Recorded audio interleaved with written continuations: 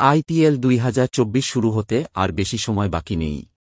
22 March থেকে শুরু হতে চলছে আইপিএলের নতুন মরশুম।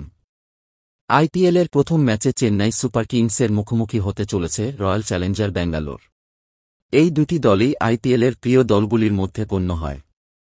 2023 সালে চেন্নাই সুপার কিংস পঞ্চমবারের মতো আইপিএল ট্রফি দখল করেছিল, যেখানে রয়্যাল চ্যালেঞ্জার ব্যাঙ্গালোর এখনও তার প্রথম ট্রফি খুঁজছে। এই মরশুমে আইপিএল ট্রফির খরা শেষ করতে চায় আরসিবি। দলে অনেক ম্যাচজয়ী খেলোয়াড় রয়েছে। কে এই মরশুমে দলকে চ্যাম্পিয়ন করতে পারে? আইপিএল শুরুর আগে আরসিবি নিয়ে বেরিয়ে আসছে আরও একটি বড় খবর।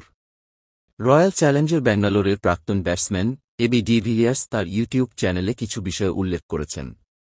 তিনি বলেছিলেন যে আইপিএল 2024 শুরু হওয়ার কয়েক সপ্তাহ আগে তিনি মুম্বাইয়ে থাকবেন।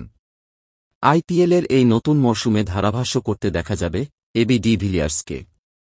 বিরাট কোহলিকে নিয়ে আরও বড় কথা জানালেন এবি। তিনি বলেছিলেন যে বিরাট কোহলি তাকে রয়্যাল চ্যালেঞ্জ ব্যাঙ্গালোরে দেখতে চান। বেঙ্গালুরুতে একটি ছোট কোচিং ভূমিকা নেওয়া যেতে পারে। তবে ডিভিলিয়ার্স বলেছেন, এখনও কোনো সিদ্ধান্ত নেওয়া হয়নি। তবে বিরাট ইঙ্গিত দিয়েছেন যে তিনি চান আমি এসে তার এবং কিছু ব্যাটারের সাথে কিছু সময় কাটাই।